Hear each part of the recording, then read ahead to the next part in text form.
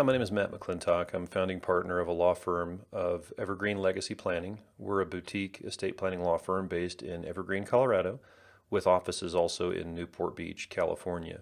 Our practice is focused on sophisticated estate planning for ultra-affluent individuals and families, including clients who have significant crypto asset holdings.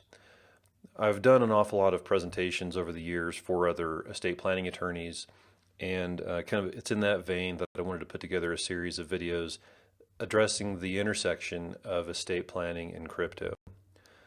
Here's my contact information. If you've got any questions or if you have any thoughts about the materials, please feel free to reach out to me. And I guess kind of right off the bat, I need to start with a quick disclaimer.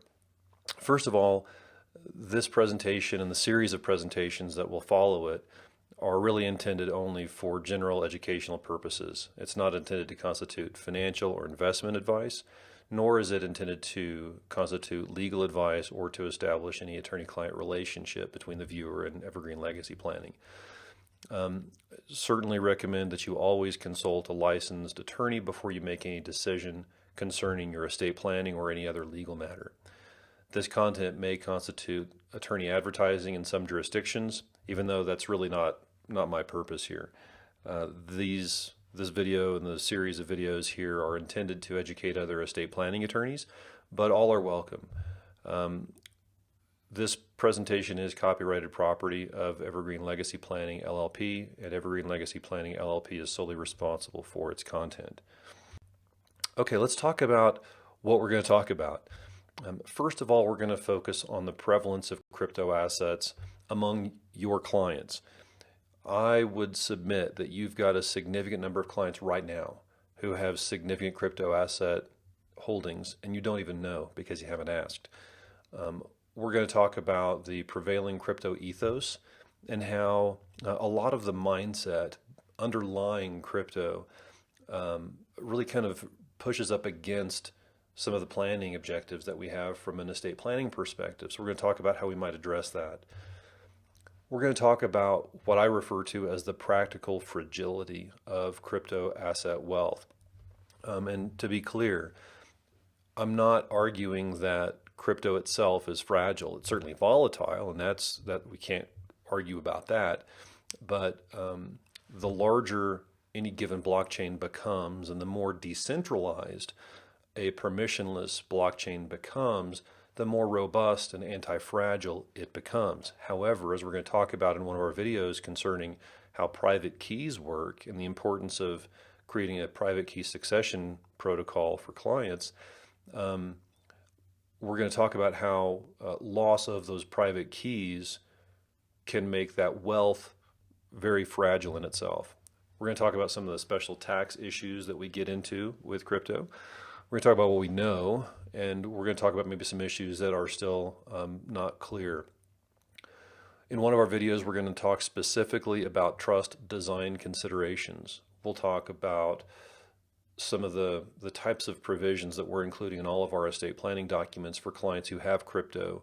And we're going to talk about some of the fiduciary considerations in the estate planning context when crypto.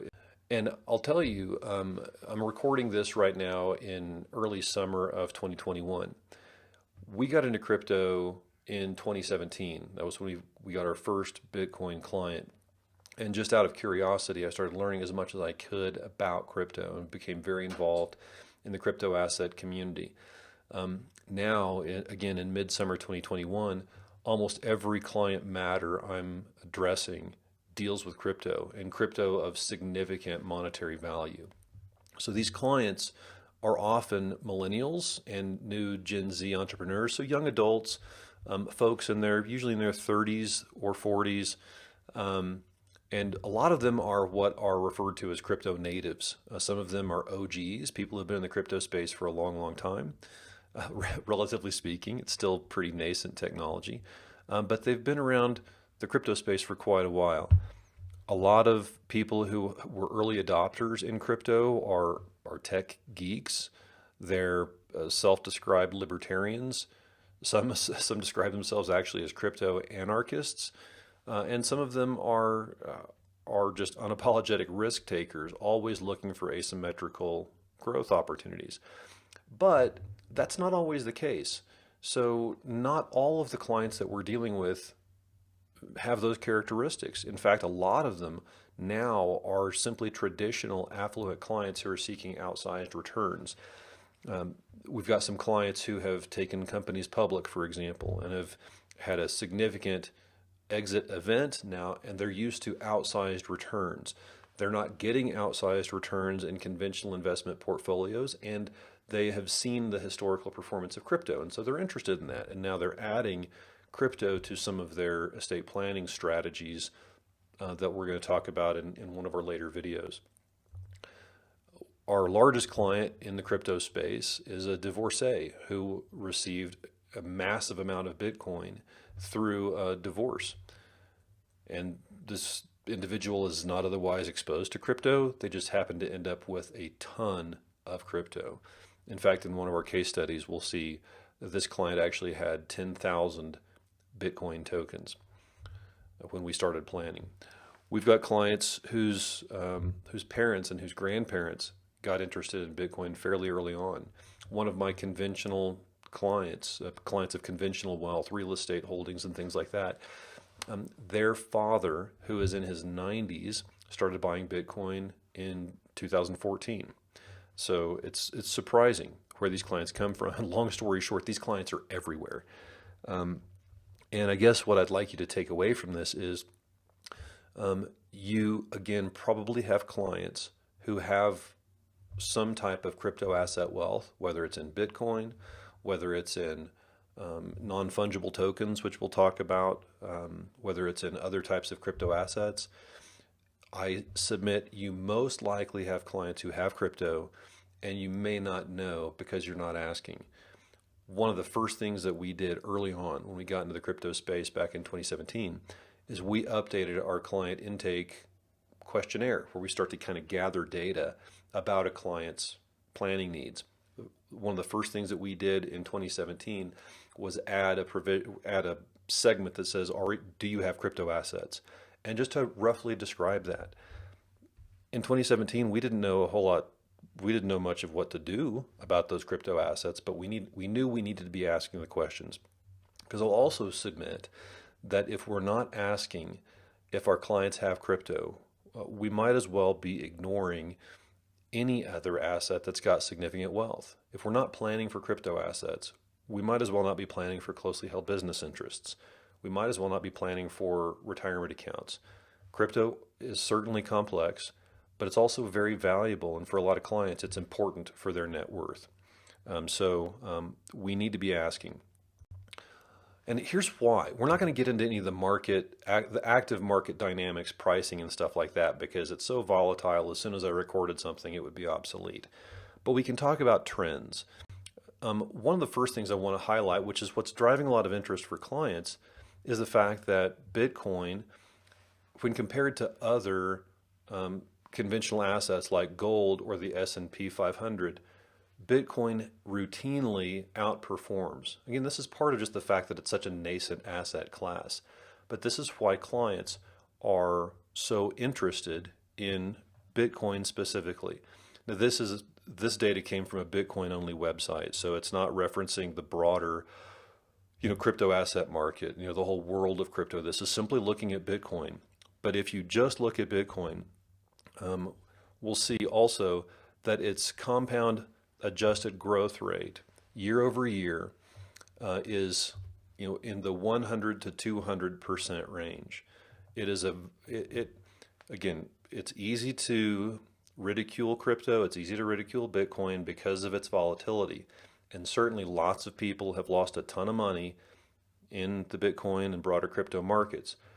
But when we look at the compound annual growth rate of crypto, of Bitcoin, we see that it has consistently year over year over year over year outperformed any other asset class that's out there. This is why clients are interested in it, and they're buying in and getting exposure.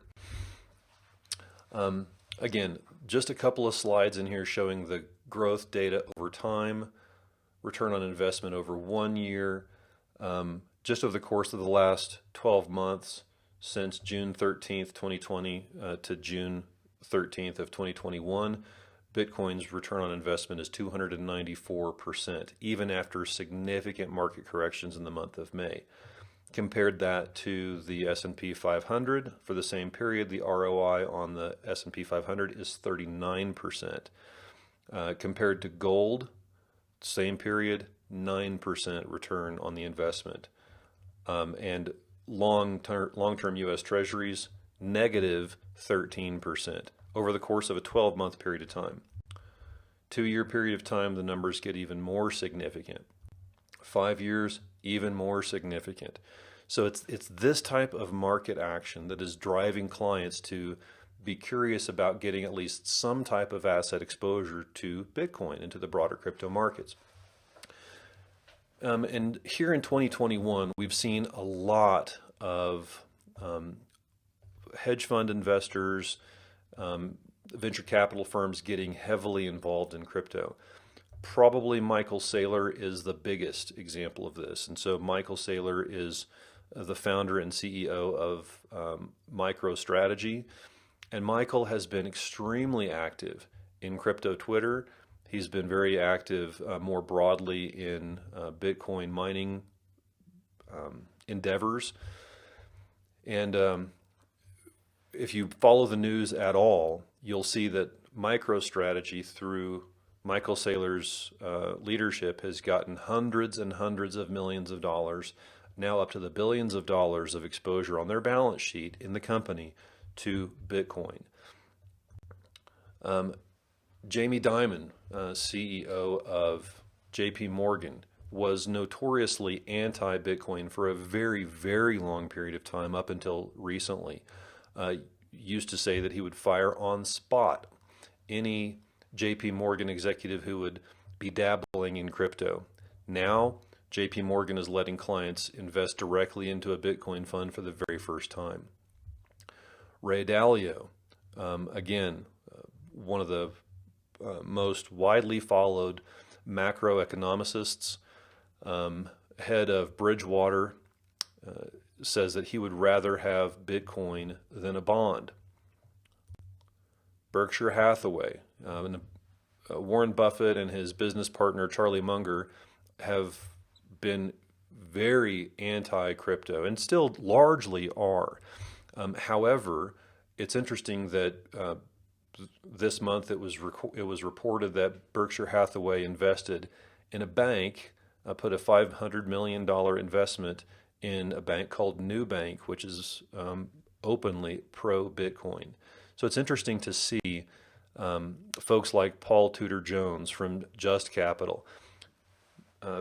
Mr. Tudor Jones kind of famously said several months ago that everyone should have a 1% allocation to Bitcoin just to get some exposure in the markets. Well, now, again, just very recently, he upped that from 1% to 5%. And he said that he likes Bitcoin as a portfolio diversifier. This was reported on CNBC. The only thing he knows for certain is that I want to have 5% in gold, 5% in Bitcoin, 5% in cash, 5% in commodities. Doesn't know what he wants to do with the other 80%, but it's very interesting to see, again, more conventional wealth getting into the space. Fidelity, which is, I believe, the largest custodian of conventional assets in the world, with over $10 trillion in total assets under management.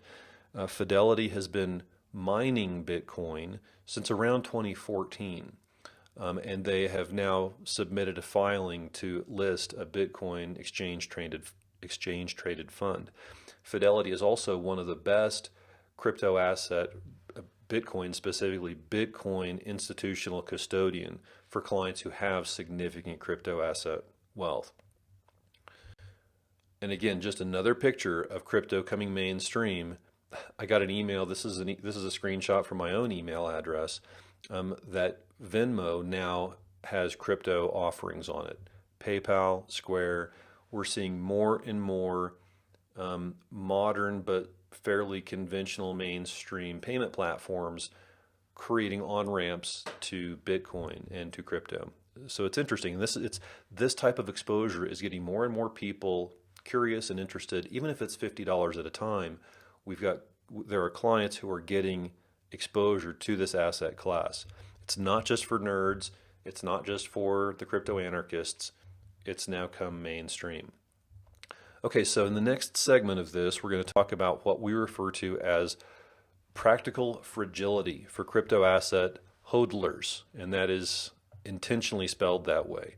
One of the terms that you'll see for a lot of folks in the crypto space, especially in the Bitcoin space, but it's more broadly applicable now all across crypto, is this acronym HODL, which now has come to stand for hold on for dear life. Again, it's kind of a nod to the volatility of crypto, but with a focus on the long-term commitment to the overall success of Bitcoin in the crypto asset space. It speaks to the sense of permanence, not just riding volatility for volatility's sake, but understanding that volatility comes along with the long-term accretion of wealth over time.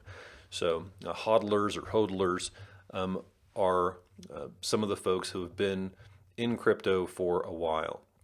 And so core to the ethos of crypto, in fact, really part of what motivated cypherpunks and the crypto asset space to evolve generally is this notion of being your own bank. One of the things that you'll hear in the crypto space is your keys, your coins, not your keys, not your coins. The essence of that mantra, if you will, is that if you hold the private keys, you are your own bank. You can, when you hold the private keys, and we'll talk about private keys in a later video, if you hold your private keys, no intermediary can stop you from sending your crypto from one wallet to another wallet. You are your own bank.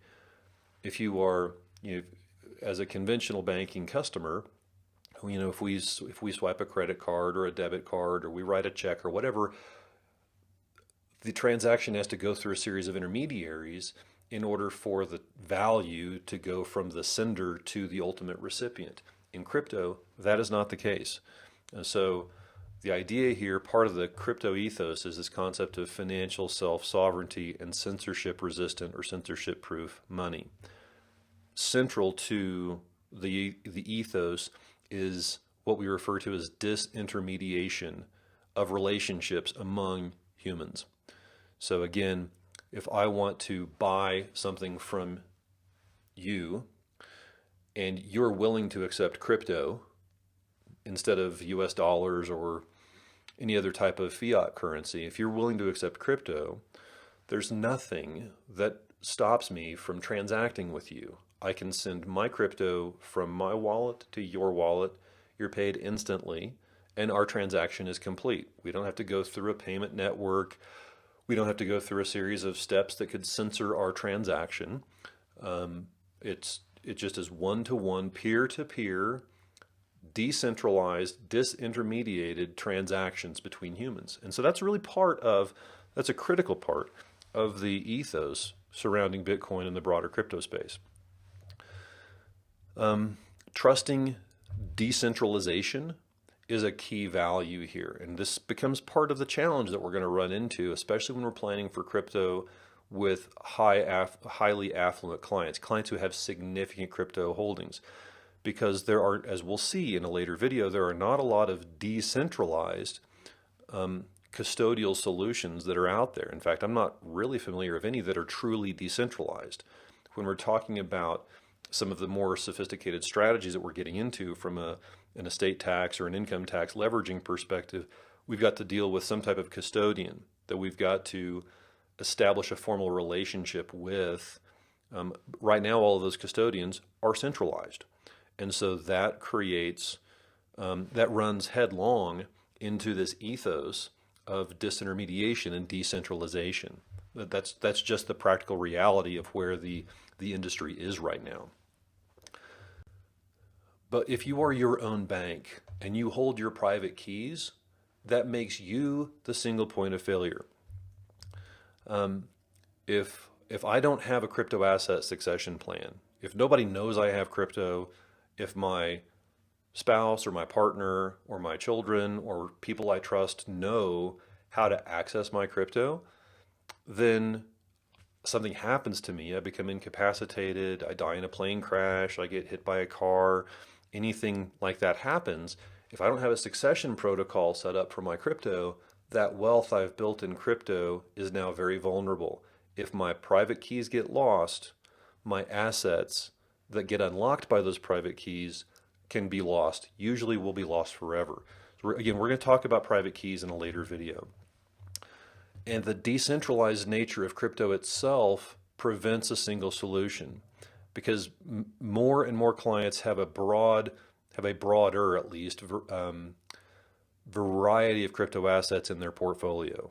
If they're only holding Bitcoin, for example, well then one wallet solution may be adequate for them. But if they've got different types of crypto, as we'll see, some crypto assets don't lend themselves to custody in the same type of wallet. So sometimes in fact, a lot of times we've got different types of crypto require different types of wallet solutions, and therefore we can end up having kind of a bit of a messy custodial plan in place for ourselves.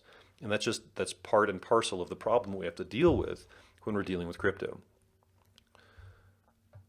Now, different types of wallets also will require different types of management and succession solutions. We're going to talk, again, when we talk about wallet types, we're going to talk about a strategy called multi-signature.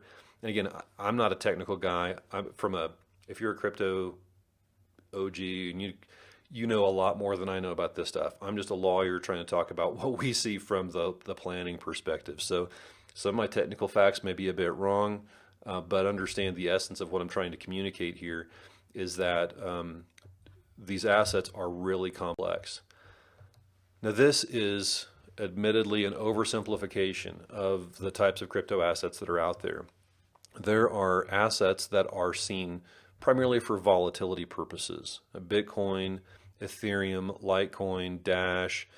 There's this whole kind of classification, if you will, of crypto assets that have their own volatility ride. And those act an awful lot, in some respects, they act like commodities.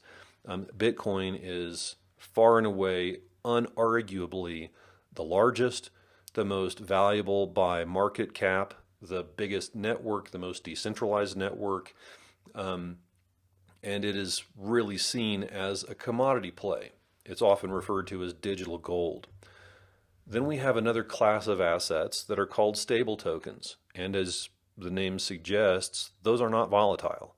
Stable tokens are pegged to the value of usually a fiat currency, like USDC, for example, or GUSD. Those are pegged to the value of the dollar. Same thing with Tether and a handful of these others that are on here. And again, this is just a narrow selection of a massive world of crypto assets. But stable tokens are designed primarily to create liquidity, transferring between exchanges, transferring between financial institutions where the volatility needs to be taken out of the transaction. There's an entire subset of crypto asset activities called DeFi, which stands for decentralized finance, where instead of going through centralized exchanges like your Coinbase or Binance or other types of centralized exchanges, DeFi or decentralized finance creates opportunities to take the central intermediary of an exchange out of transactions, swapping from one type of token to another type of token. And so Uniswap, Solana, Cosmos, Thorchain, these are all projects, these are all blockchain tokens that facilitate swaps, converting different types of crypto assets into other types of crypto assets. And then we've seen in recent news this whole subset of what's called non fungible tokens, or NFTs. NFTs are designed where, so all of the other tokens that are above here, they're fungible, where one Bitcoin or one piece of a Bitcoin is the same as another Bitcoin or another piece of a Bitcoin. There's nothing unique about any given Bitcoin, for example. Non-fungible tokens are unique. They're digitally unique. Sometimes they're one of a kind, one of one, maybe they're one of 1,000, one of 100, but they're limited. And they are property rights, they're property interests. Down here on the bottom of the screen here, the image on the far left of the bottom of the screen is a monster that's available in a online game called Vulcanverse. And you can buy the one of one of this monster and deploy him in the game. And you pay real money for that non-fungible token. And as we'll see, you can actually generate additional revenue off of various crypto assets. Other non-fungible tokens include digital collectibles, digital artwork. There's been a recent move for photographers to make non-fungible tokens of specific photographs that they've taken to create digital scarcity.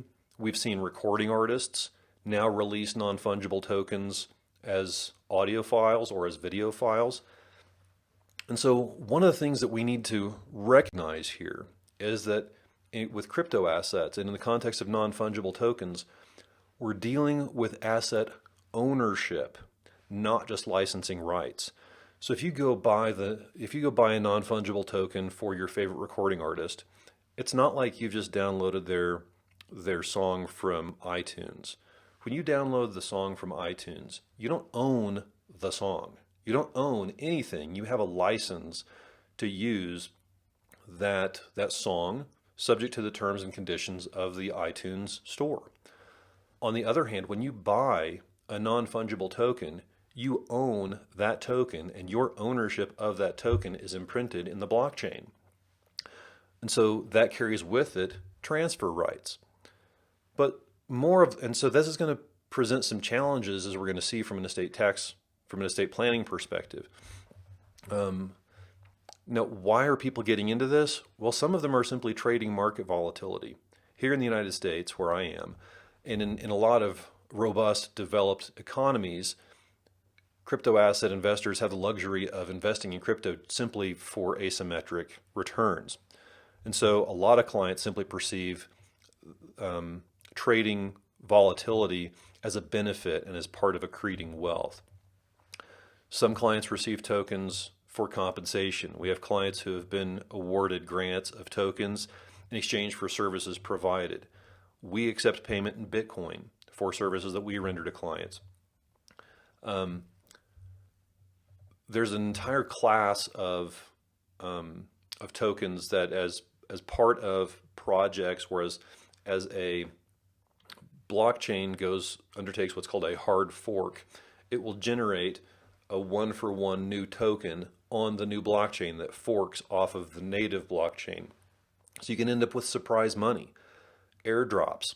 If you're a social media personality, or if you're a known quantity in the crypto asset space, it's not uncommon for new projects to simply airdrop new tokens or just kind of create new tokens for their project and give them away.